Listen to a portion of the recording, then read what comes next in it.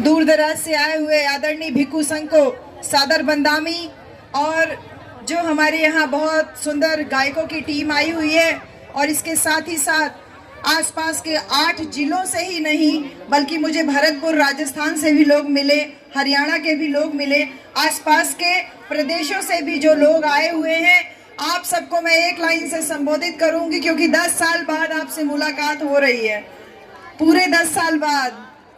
तो एक लाइन से संबोधित करूंगी कि गुड मॉर्निंग बोलते हैं तो सुबह की पहचान होती है, गुड मॉर्निंग बोलते हैं तो सुबह की पहचान होती है, गुड इवनिंग बोलते हैं तो शाम की पहचान होती है, वालेकुम अस्सलाम बोलते हैं तो अल्लाह की पहचान होती है। कुछ लोग राम राम भी कहते हैं तो शायद उनके भगवान की पहचान होती है, पर हम कहते हैं कि जय भीम बोलने से इंसान को इंसान की पहचान होती है। सबको जय भीम, जय भीम, जय भीम। नारा इसलिए लगवा रही हूँ क्योंकि बाबा साहब के नाम का डर बहुत हो रखा है लोगों में, बहुत जबरदस्त डर हो रखा है। और कोई छोटे मोटे लोगों को डर नहीं है, संसद में बैठे हुए लोगों को डर हो रखा है। इसलिए ये आवाज नोएडा तक सीमित नहीं रहनी चाहिए, नोएडा से दिल्ली तक जानी चाहिए। जय भीम। बहुत बहुत शुक्रिया। गाना इतनी देर से सुन रही थी, बहुत अच्छे अच्छे सिंगर्स गा रहे थे। सपना जी भी बहुत अच्छा गाई, विशाल बहुत अच्छा गाए, मंजीत मेहरा भाई बहुत अच्छा गाए, सभी साथी लोगों का। लेकिन एक चीज जो मुझे लग रहा था कि इतनी दूर से इतनी ज्यादा संख्या में जो लोग आए हुए हैं, हम सब लोग यहाँ से कुछ लेके जाएं, कुछ विचार लेके जाएं, कुछ विचार परिवर्तन करके जाएं। तो आप सब लोगों के लिए कुछ कुछ छोटी छोटी बातें कहूंगी कि जैसे हमारे बीच में संत शिरोमणि गुरु रविदास महाराज आए, संत कबीर आए, बाबा साहब डॉक्टर अंबेडकर आए, ज्योतिबा फूले आए, पेरियार रामास्वामी नायकर आए, बाबा साहब आए, कांशीराम साहब आए। इन तमाम महापुरुषों की जयंतियां हम लोग हर साल मनाते हैं, इनको श्रद्धांजलि अर्पित करते हैं। लेकिन क्यों करते हैं, क्यों करते हैं हम इनको श्रद्धांजलि अर्पित, क्यों हम इनको बार बार नमन करते हैं? क्योंकि इन्होंने हमें उस योग्य बनाया कि जो शोषित समाज था, जो दबा कुचला समाज था, उसको सम्मान स्वाभिमान की लड़ाई लड़ना सिखाया इन्होंने। उनको नीचे से ऊपर उठा करके आत्मसम्मान के साथ जीना सिखाया। इसलिए हम इनको सम्मानित करते हैं। जैसे कि जब धार्मिक पाखंड में हमारा ये देश डूबा हुआ था, जहाँ पे शरीर को धोना, शरीर को गंगा में स्नान करना या नदी में स्नान करना पवित्रता की निशानी माना जा रहा था, ऐसे में संत कबीर कहते हैं, अरे मलमल धोए शरीर को, धोए न मन का मैल, और नहाए गंगा गोमती और रहे बैल के बैल। ये संत कबीर दास जी कह रहे हैं। जब देश पाखंड में डूबा हुआ था, ऐसे में जिसने कभी औपचारिक शिक्षा नहीं ग्रहण की, कभी स्कूल नहीं गए, उन्होंने कहा कि अरे शरीर को धोने से क्या होगा, ये मन तो तेरा मैला ही है, तो चाहे कहीं भी नहा ले, तेरा मन गंदा है तो तू हमेशा गंदा ही रहेगा, तो कभी उच्च नहीं हो सकता। इसी प्रकार संत शिरोमणि गुरु रविदास महाराज अपनी बातों से, तमाम बातें जो हम लोगों के बीच में बातें कही, उसमें सबसे बड़ा प्रहार जाति व्यवस्था के ऊपर किया। जब कहा कि जात जात में जात है, जू केलन को बात, और रविदास मानुष जुड़ न सके जब तक जात में जात। और चर्म मांस और रक्त का तन का बना आकार, अरे नजर पसारे देख लो सारा जगत चमार। जब वो कह रहे हैं ये बात कि अरे चमड़ा मांस और रक्त का शरीर बना हुआ है, तो नजर पसार के देखो, हर एक व्यक्ति तो चर्म मांस और रक्त से बना है, हर एक व्यक्ति तो चमार है, तो फिर क्यों अपने आप को कोई श्रेष्ठ मान रहा है, कोई नीचा मान रहा है? तो संत शिरोमणि गुरु रविदास महाराज एक विचार दे के जाते हैं, जो धार्मिक पाखंड में देश डूबा हुआ था, उनको उससे निकालने के लिए और जाति पाति के भेदभाव को खत्म करने के लिए उन लोगों ने हम लोगों के अंदर आत्मविश्वास जगाया कि ऊंच नीच, कहते हैं रविदास जन्म के कारणे होत न को नीच। अरे रविदास ये जाति पाति का रोक करता है मनुष्य को नीच। ये रविदास जन्म के कारण कोई ऊंच नीच नहीं होता, ये तो नीच करती है ओछे कर्म की कीच। जो तुम्हारे गंदे कर्म है, बुरे कर्म है, इससे तुम नीचे बनते हो। तो हमें आत्मविश्वास जगाया, जो सम्मान के हकदार हम थे, उस हक को दिलाने का काम हमारे महापुरुषों ने किया, संत लोगों ने किया। जब सामाजिक सम्मान की बात आई तो पेरियार रामास्वामी नायकर, महात्मा ज्योतिबा फूले ने आंदोलन किया। उन्होंने कहा कि हम तुम्हारी बनाई हुई जाति व्यवस्था को नहीं मानते, हम ठोकर मारते हैं। हमने सत्य शोधक समाज बनाया, हमने आत्मसम्मान का मूवमेंट चलाया। पेरियार रामास्वामी नायकर ने आपको हमको सम्मान दिलाने के लिए इस व्यवस्था के खिलाफ मोर्चा लिया। उसके बाद आते हैं बाबा साहब डॉक्टर भीमराव अंबेडकर। बाबा साहब ने भारत का संविधान लिख करके जो महापुरुषों के द्वारा बताया हुआ रास्ता था, उस रास्ते पे चलने के लिए एक बहुत दमदार दस्तावेज हमारे सामने खड़ा कर दिया। क्योंकि ये देखिए कि इस दुनिया में, इस दुनिया क्या ये कह लीजिए, इस भारत देश में राजा राम और सीता राम की लड़ाई चल रही है। और राजा राम सीता राम की लड़ाई कैसे चल रही है, जो हम लोग गांव में एक कहानी के माध्यम से बताते हैं। एक गांव में एक ऊंची बिरादरी का व्यक्ति आकर के रहने लगा। उसने गांव की एक महिला से शादी कर ली, कथा वथा कह करके उसका परिवार चलने लगा, परिवार पालने लगा। फिर उसके बच्चे हो गए, 2 बच्चे हो गए, तो उसका परिवार चलना मुश्किल हो गया। उसने कथा कहने की फ्रीक्वेंसी थी वो जल्दी जल्दी कर दी कि ज्यादा से ज्यादा कथा कहूं जिससे कि ज्यादा पैसा मिले, मेरा परिवार चलता रहे। फिर उसके बाद जब बच्चे सयाने होने लगे तो उसका खर्चा चलना और मुश्किल हो गया। तो उसने तय किया कि मैं अपने बच्चों को प्रधानी का चुनाव लड़वा देता हूं। तो उसने अपने दोनों बच्चों को प्रधानी का चुनाव लड़वा दिया और रोजाना गांव वालों के बीच में जाके कहता, अरे ये राजा राम बहुत नालायक है, राजा राम कोई काम नहीं करता, मुझे एक गिलास पानी तक नहीं देता। देखो प्रधानी के चुनाव में सीताराम बढ़िया आदमी हो सकता है। बच्चे उसी के हैं दोनों, लेकिन अपने एक बच्चे के खिलाफ समाज में बोल रहा है। सब कहते हैं हाँ हाँ बेटा हो तो सीताराम जैसा, राजा राम जैसा बच्चा नहीं चाहिए। तो इस राजा राम और सीताराम की लड़ाई में सीताराम चुनाव जीत जाता है। अगर मैं आपसे पूछूं तो घी किसके घर की खिचड़ी में गिरा, शासन सत्ता किसके घर की खिचड़ी में आई, किसके घर के हिस्से में आई? उसी आदमी के घर के हिस्से में ना आई। 5 साल तक खाने पीने का इंतजाम बहुत अच्छा हो गया। 5 साल के बाद जब दोबारा प्रधानी का चुनाव आया, उसने फिर दोनों बच्चों को चुनाव में उतार दिया और अब से क्या कहने लगा, देखो सीताराम ने प्रधान रहते हुए ना तो हैंडपंप लगवाया, ना तो किसी को मकान दिलवाया, ना तो कोई सड़क बनवाई, तो कोई काम नहीं किया। सीताराम बहुत बेकार है। अब की बार राजा राम को चुनाव लड़ना चाहिए। जनता भोली भाली थी, जनता ने सोचा सही कह रहा है, तो इस बार राजा राम को चुनाव लड़वा दिया गया, राजा राम को जितवा दिया गया। तो फिर से पूछती हूँ, घी किसके घर की खिचड़ी में गिरा? उसी आदमी के घर की खिचड़ी में गिरा ना, यानी शासन सत्ता तो मेरे ही घर में रह गई। इस राजा राम और सीताराम की लड़ाई में बारी बारी से मलाई वही खा रहा था। और जब कुछ गांव के लोग आते, उससे कहते भैया हमारा मकान बनवा दो, हमारे यहाँ हैंडपंप लगवा दो, तो उसने 2 मोटे मोटे हट्टे कट्टे आदमी तैयार करके रखे थे कि अच्छा तुझे मकान चाहिए। वो लठैतों से उन लोगों को मरवाने पिटवाने का काम करने लगा। यही हमारे भारत देश के साथ में पिछले 75 साल से हो रहा है। हर बार चुनाव से पहले राजा राम आके कहते हैं कि सीताराम गड़बड़ है, सीताराम आकर के कहते हैं राजा राम गड़बड़ है। जनता भोली भाली थी, बारी बारी से राजा राम सीताराम की लड़ाई में पड़ रही थी। लेकिन इस राजा राम और सीताराम की लड़ाई में एक दिन आके कांशी राम खड़ा हो जाता है और कांशी राम कहता है कि बाबा के बच्चों के बगैर इस देश का शासन में चलने नहीं दूंगा।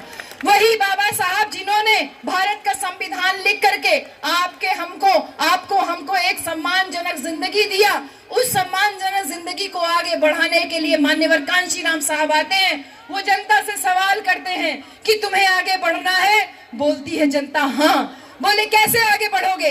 बोले बाबा साहब ने रास्ता दिया है। तो बोले रास्ते पे चलते हो? तो बोले कि अरे बाबा साहब तो हमको एक एक्सप्रेस वे बना के दिए, उबड़ खाबड़ रोड नहीं बना के दिए, एक एक्सप्रेस वे बना के दिए भारत के संविधान के रूप में। जनता बोली अरे हम लोग गरीब हैं, एक्सप्रेस वे पे कैसे चलेंगे, हम लोग तो खेत में पगडंडी में रहने वाले हैं। कांशी राम साहब आके कहते हैं अरे तुम गरीब नहीं हो, तुम्हारे पास वोट की ताकत है, ताकत का एहसास कराते हैं। और जब उत्तर प्रदेश में 4-4 बार मुख्यमंत्री बनाते हैं तो इस बात का एहसास कराते हैं कि तुम अपनी शक्ति से, अपनी संख्या के बल से, अपने वोट की ताकत से शासक बन सकते हो। साहब कांशी राम ने जो सम्मान का मूवमेंट चलाया, ये सम्मान की लड़ाई लगातार बहन कुमारी मायावती जी के नेतृत्व में चल रही है। लेकिन इस बात को ध्यान रहे कि जब जब समाज महापुरुषों के नाम पे या महापुरुषों के बताए हुए रास्ते पे चलता है, तब तब समाज आगे बढ़ता है। अगर हम बात करें तो ये इतिहास रहा है, मानव का इतिहास, मानव सभ्यता का इतिहास रहा है कि हजारों संस्थाएं, हजारों जो विचार हैं वो समाज को रेगुलेट करने के लिए, समाज को नियंत्रित करने के लिए बनाई जाती है। जैसे कि वो विचार बारी बारी से आते हैं, कोई आए, कोई नया कथावाचक आया, उसने नया विचार दिया, लेकिन समय के साथ वो सारे विचार विलुप्त हो जाते हैं। जो नहीं विलुप्त होता है वो यही है, वो है धर्म और पूंजी। धर्म और पूंजी दोनों एक साथ चल रही है। किस तरीके से एक साथ चल रही है? जितने भी आडंबर, पाखंडवादी, दकियानूसी परंपराएं हैं, ये सब पूंजी को बटोरने के लिए चल रहे हैं। मैंने तमाम कथावाचकों को देखा है, वो कहते हैं सब मोह माया है, बहन जी कहते हैं सब मोह माया है, और खुद बड़ी बड़ी गाड़ियों में घूमते हैं। कहते हैं रुपया पैसा मोह माया है, और खुद घर में पैसों का अंबार लगाए हुए। बच्चों से कहते हैं मोह माया है, और घरों में देखिए तो एक से एक लग्जरी चीज उनको मिलती है। तो ये धर्म जो है ना, इसके ऊपर सीधा प्रहार करते हैं तो लोगों की भावनाएं आहत होने लगती है, क्योंकि धर्म विश्वास की चीज है। विश्वास से आस्था बनती है, आस्था से भावना बनती है, और उसी भावना से मनोवृत्ति बनती है। जो बुद्ध की पहली कथा, जो आपके यहाँ पे बगल में पहला बोर्ड के बाद, बाबा साहब के बोर्ड के बाद जो दूसरा बोर्ड लगा है, मन ही प्रधान है। ये बौद्ध धर्म में जो धम्मपद की पहली गाथा है वो यही कहती है, मनो पुंबंगमा धम्मा मनो सेठा मनोमया मन साचे पदुठेना भासती वा करोति वा ततो नम सुख मनवेति छाया वा अन पायनी। यानी कि मन ही सारी बातों का अगुआ है, मन ही सारी बातों का प्रधान है। सारी बातें मन से ही शुरू होती हैं और मन से ही खत्म होती हैं। अगर हम सच्चे मन से, खुशी मन से कोई कार्य करते हैं तो सुख हमेशा हमारे पीछे लगा रहता है, जैसे हमारी छाया हमारे पीछे लगी होती है। तो इसी मन से, इस मनोबल को ऊंचा करने के लिए ये जो आज सांस्कृतिक महोत्सव इस नोएडा की धरती पे इतने विशाल रूप में जो आयोजन हुआ है, ये आपको और हमको पावर दे रहा है, ये आपको हमको ताकत दे रहा है, और यहाँ से हमको ताकत लेकर के जानी है। क्योंकि बुद्ध ये कहते हैं, भगवान बुद्ध ये कहते हैं कि किसी बात को इसलिए मत मानना कि कोई महापुरुष कह के गया है, किसी बात को इसलिए भी मत मानना कि कोई पढ़ा लिखा व्यक्ति कह रहा है, किसी बात को इसलिए भी मत मानना कि सदियों से परंपरा चली आ रही है। जैसे बहन जी, पिछली बार जब 10 साल पहले आपके यहाँ आई थी तब भी मैंने आपसे एक बात कही थी, लेकिन आज तमाम नए लोग यहाँ पर नजर आ रहे हैं, तो फिर वही बात कह रही हूँ कि जो सदियों से परंपरा चली आ रही है, स्पेशली हम औरतों के लिए, हम लोगों को तर्कपूर्ण तरीके से इन सारी बातों को सोचना है कि जब हमारी शादी होती है तो सिंदूर केवल औरतों को क्यों लगाया जाता है, आदमियों को क्यों नहीं लगाया जाता। ये बातें हम लोग गांव में अक्सर बोलते हैं कि भाई शादी होती है तो दोनों को पता चलना चाहिए। क्यों मोहित बाबू? दोनों का पता चलना चाहिए ना कि शादी हुई है। अकेली औरत ही क्यों पता चलती है कि उसकी शादी हुई है? तर्क करना सीखिए। अगर हमने तर्क करना सीखा तो हम बदलाव ला सकते हैं, लेकिन केवल तर्क से ही बदलाव नहीं आ सकता, क्योंकि हमने तमाम ऐसे घरों को भी देखा जो बहुत साधन संपन्न है, जो बहुत पढ़े लिखे हैं, बहुत अच्छा सब कुछ है उनके पास, लेकिन इसके बावजूद घर के बाहर वाले रूम में तो बाबा साहब का फोटो दिखता है, लेकिन घर के अंदर वाले रूम में वो तमाम वैज्ञानिक सोच को धता दिखाने वाले बाकी लोग विराजमान रहते हैं। इसलिए बाहर तर्क करना बहुत आसान है, लेकिन व्यक्तिगत जीवन में अगर हमने उसका पालन कर लिया, हमारी इस आज की बात में अगर ये तमाम जो बहनें हमारी आई हैं, अगर तर्क करना अपने परिवार में शुरू कर दें तो हम एक नई पीढ़ी को जन्म दे सकते हैं, एक नए विचार को परिवर्तित कर सकते हैं। क्योंकि ये लड़ाई केवल विचार की है। दो विचारधाराएं समाज में चल रही है, एक वो विचारधारा जो हमको नीच बना के रखना चाहती है, और दूसरी विचारधारा वो जो हमें सम्मान दिलाना चाहती है, जिसको अम्बेडकरवादी विचारधारा या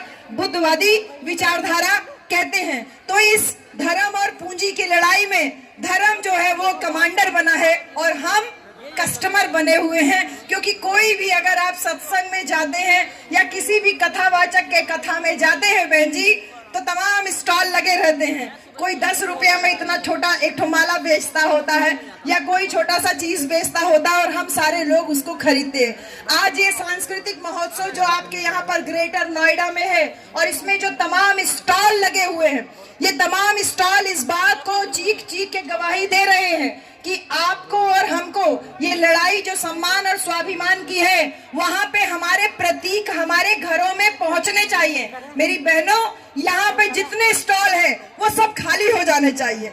बाबा साहब की मूर्ति ही नहीं, बाबा साहब की फोटो ही नहीं, हमारे तमाम महापुरुषों के विचार भी आपको यहाँ से लेकर के जाने हैं। ये स्टॉल खाली होने चाहिए कि एक एक घर में बाबा साहब का लॉकेट पहुंचे, एक एक घर में बाबा साहब की किताब पहुंचे, हमारे बहुजन महापुरुषों की बात पहुंचे। तो जब इस धर्म और पूंजी की जो लड़ाई चल रही है, इस धर्म और पूंजी की लड़ाई में सबसे ज्यादा मार अगर कोई खा रहा है तो वो हमारा बहुजन समाज, क्योंकि शासन सत्ता से दूरी रखने के लिए दारू का प्रयोग किया जाता है, रुपया पैसा चुनाव के दौरान प्रयोग किया जाता है।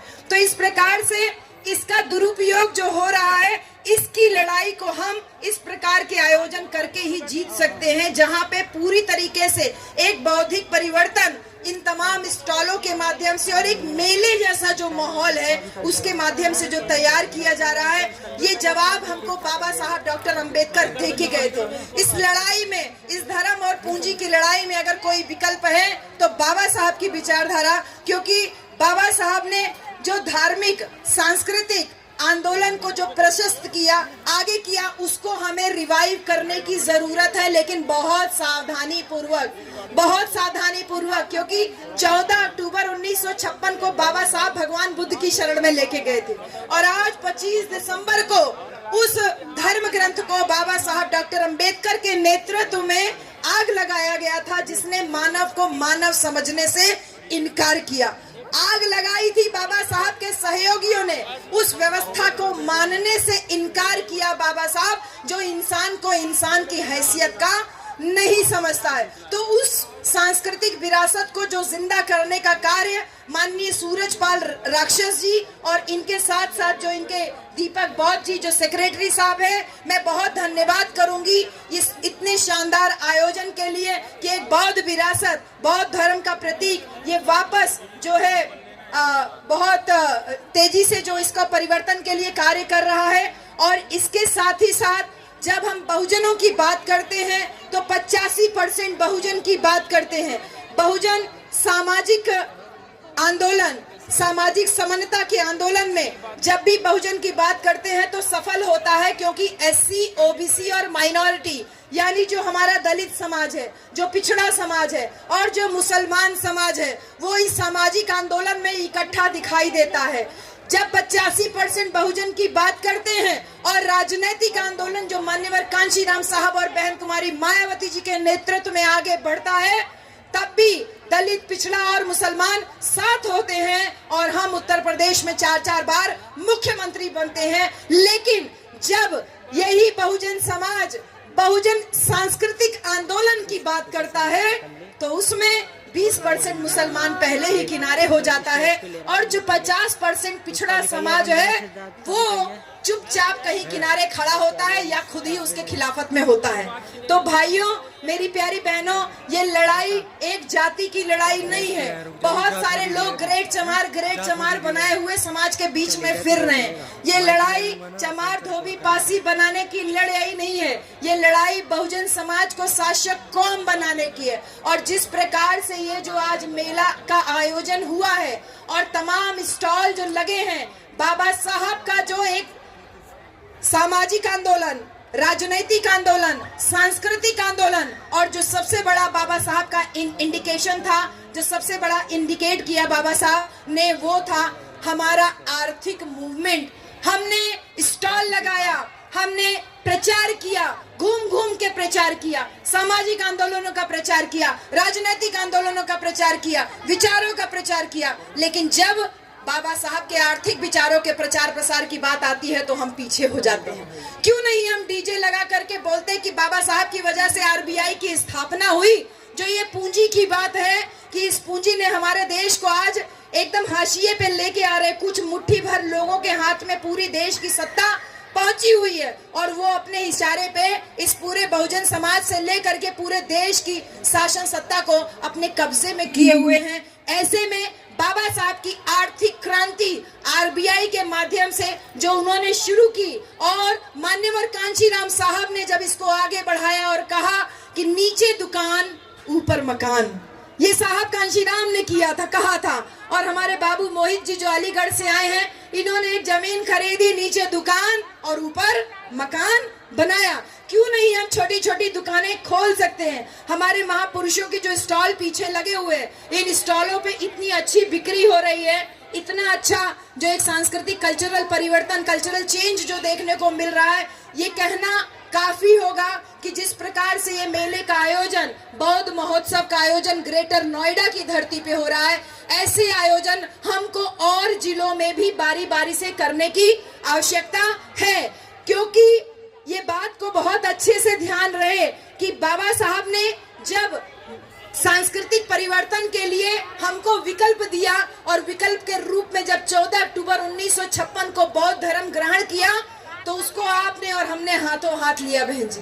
क्योंकि मानव, बौद्ध धर्म की यही पहचान, मानव मानव एक समान, आपको हमको इकट्ठा एक सूत्र में बांधने के लिए बाबा साहब भगवान बुद्ध की शरण में लेके गए। लेकिन जो ओबीसी समाज है, यानी जो पिछड़ा समाज है, उसको भी बुद्ध की शरण में लेके गए, लेकिन उसको इस बात का आभास ही नहीं है, पिछड़े समाज को इस बात का आभास ही नहीं है कि उसके साथ भी अत्याचार हुआ, उसके साथ भेदभाव हुआ, उसको इस बात का आभास ही नहीं है। लेकिन वो ये मान के चलता है कि मैं ऊंची जाति का हूँ। लेकिन जब माननीय अखिलेश यादव जी जो उत्तर प्रदेश के पूर्व मुख्यमंत्री थे, जब उनका घर धोया गया, तो इस बात को,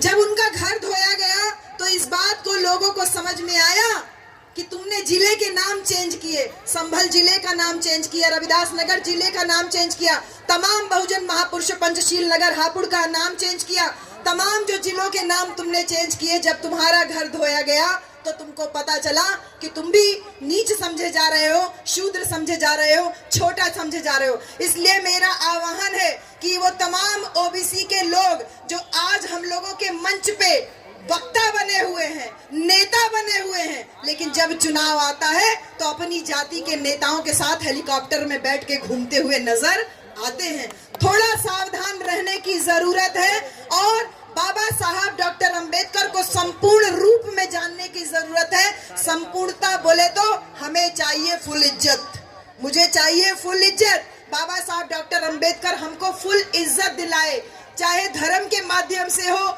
चाहे वोट के माध्यम से हो। और आज जब राजनीतिक अधिकार लेने की बात आती है तो बाबा साहब का नाम आता है, सांस्कृतिक अधिकार की बात आती है तो भी बाबा साहब का नाम आता है, और जब बहुजन समाज को शासन सत्ता पर पहुंचाने की बात आती है तो भी बाबा साहब और मान्यवर कांशीराम साहब का नाम आता है। लेकिन इस बात को ध्यान रहे कि ऐतिहासिक रूप से कुछ लोगों की गलती की वजह से ये बहुजन समाज जो बाबा साहब के नाम को एक लेकर के मजबूती के साथ आगे बढ़ रहा है, उसका ये रिजल्ट है। बहन कुमारी मायावती जो 4 बार उत्तर प्रदेश में मुख्यमंत्री बनी, आज उसका ये परिणाम है। ये जो बहुजन समाज आज एक बड़ी सी संख्या में यहाँ दिखाई दे रहा है, अपने महापुरुषों के नाम पे बौद्ध महोत्सव में जो आज इकट्ठा हुआ है, उसका ये परिणाम है कि सड़क से लेकर के संसद तक केवल अंबेडकर अंबेडकर अंबेडकर अंबेडकर अंबेडकर अंबेडकर अंबेडकर नजर आ रहे हैं। कोई नीला ड्रेस पहन करके बाबा साहब को हथियाने की कोशिश कर रहा है, कोई बाबा साहब की फोटो लेके बाबा साहब को हथियाने की कोशिश कर रहा है, कोई संसद में संविधान की किताब लेकर के बाबा साहब को हथियाने की कोशिश कर रहा है। लेकिन मैं धन्यवाद देती हूँ मान्यवर कांशीराम साहब को, बहन कुमारी मायावती जी को, कि जिनके इस मूवमेंट की वजह से, जिन्होंने बहुजन समाज को इस योग्य बनाया कि आज बाबा साहब का नाम तुम मजबूरी में ले रहे हो, मजबूरी में ही सही लेकिन ले तो रहे हो, उनके सामने सर तो झुका रहे हो। नहीं तो ये जान लीजिए कि जीते जी भी बाबा साहब डॉक्टर अंबेडकर इनको डराए। बहन जी, जीते जी भी बाबा साहब डराए और आज मरने के बाद भी बाबा साहब डॉक्टर अंबेडकर इनको डरा रहे हैं। अगर ये डर नहीं होता तो कभी नहीं सुना किसी देवता की मूर्ति टूटी हो, लेकिन अक्सर ये सुना कि बाबा साहब डॉक्टर अंबेडकर की मूर्ति टूटी जा रही, तोड़ी जा रही है, कभी उंगली तोड़ी जाती है, कभी चश्मा तोड़ा जाता है। तो आज मैं अंत में बस यही कहूंगी कि इस ग्रेटर नोएडा की भूमि पे वो बाबा साहब की उंगली का इशारा करती हुई जो फोटो है, जो मूर्ति है, उस इशारे को समझिए। अरे ग्रेटर नोएडा से दिल्ली दूर नहीं है, वो उंगली का इशारा संसद के ऊपर कब्जा करने की तरफ जाता है। और यही दिल्ली, जो कि ये नोएडा, ग्रेटर नोएडा, जब दिल्ली से एंटर करिए तो बाप भगवान बुद्ध की बड़ी सी मूर्ति लगी हुई है और लिखा है उसमें वेलकम टू गौतम बुद्ध नगर। तो ये बहुजन विचारधारा को मजबूत करने का जो कार्य बहन कुमारी मायावती जी ने गौतम बुद्ध नगर बना के, गौतम बुद्ध यूनिवर्सिटी बना के, मान्यवर कांशीराम अस्पताल बना के, युवा बच्चों के लिए स्कॉलरशिप और युवा बच्चों के लिए छात्रावास बना के जो आंदोलन शुरू किया, ये बहुजन समाज की आज जिम्मेदारी है कि इस आंदोलन को आगे लेकर के जाए। और 2027 में बहन जी, पश्चिम के लोगों से शिकायत है, पूरब के लोगों ने मिशन को अभी तक थाम के रखा है। पश्चिम के लोगों, आप लोग इधर उधर बहकिए नहीं। आप लोगों को कोई मूंछों पे ताव देके, कोई ग्रेट चमार बोल के बहका रहा है। आपको बहकावे में आने की जरूरत नहीं है। आज बहन कुमारी मायावती जी ने साफ तौर पे कह दिया कि बाबा साहब डॉक्टर अंबेडकर हमारे भगवान हैं। उन्होंने ये नहीं कहा कि भगवान जैसे हैं या भगवान की तरह हैं। इस इशारे को समझिए कि अगर तुमने अंबेडकरवाद की राह छोड़ी तो हम बिखर के रह जाएंगे, और बिखरे हुए अंगूरों की कोई कीमत नहीं होती। जो गुच्छे में लगे अंगूर होते हैं उन्हीं की कीमत होती है। मैं बहुत धन्यवाद करती हूँ कि इस बिखरे हुए समाज को इतने अंगूरों में, अंगूर के गुच्छों में गुच्छों की तरह पिरोने का कार्य किया। मोतियों की माला बनाने का जो प्रयास इस बौद्ध महोत्सव के माध्यम से, ये जो पूरी टीम दिख रही है, जिसमें नौजवान साथी भी हैं, वरिष्ठ साथी भी हैं, भाई सूरजपाल राक्षस जी के नेतृत्व में, इनके संरक्षण में जो ये टीम काम कर रही है, ये टीम निश्चित रूप से आने वाले समय में नए परिवर्तन लेके आएगी। मेरे प्यारे बच्चों, आप जब बुलाओगे आपकी ये बहन, आपकी बेटी आपके बीच में यहाँ मौजूद रहेगी। बहन जी का जब ऐसे सर पे हाथ पड़ा था ना मेरे बच्चों, ये जान लो, बहन जी का जब पैर छुआ हमने, बहन जी ने जब सर पे ऐसे हाथ रखा तो उन्होंने इस बात को, मतलब मुझे ऐसा लगा कि मैंने जीते जागते अपने महापुरुष के दर्शन किए। और वो हाथ केवल मेरे ऊपर नहीं है, वो हाथ हम सारे लोगों के ऊपर है। और बहन जी ने अभी 30 नवंबर को जब मुलाकात हुई तब भी उन्होंने इस बात को कहा कि मेरे प्यारे बच्चों, अच्छा कार्य करते रहो, अच्छा कार्य करते रहो। महापुरुषों की राह में भी